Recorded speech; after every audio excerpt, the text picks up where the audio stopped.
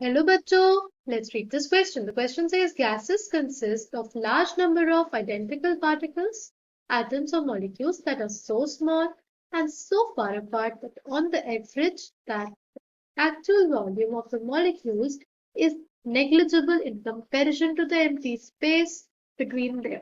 Think this assumption explains the option A fixed volume of gases, option B partial pressure exerted by the gases, option C compressibility of gases, option D all the above.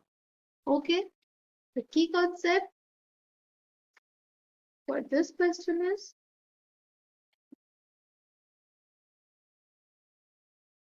gaseous state.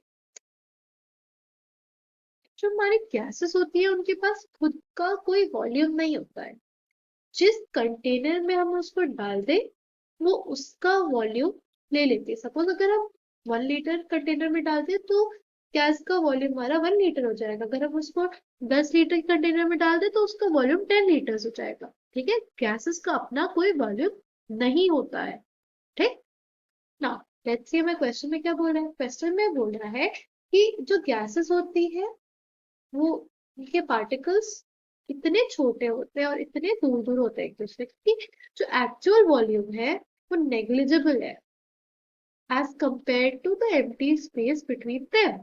Then this assumption explains the, देखो, जो हमारे पास suppose इतना सारा volume है, ठीक है, suppose हमने किसी गैस को 10 लीटर के कंटेनर में डालो तो एक गैस का पार्टिकल यहाँ, एक गैस का पार्टिकल यहाँ, एक गैस का पार्टिकल यहाँ, एक गैस का पार्टिकल यहाँ, सिर्फ इतने से स्पेस में सिर्फ इतने ही पार्टिकल्स है। ठीक, ये एक दूसरे से बहुत दूरी पे रहेंगे और ये ऐसे स्टिल तो रहेंगे नहीं, they are continuously in motion.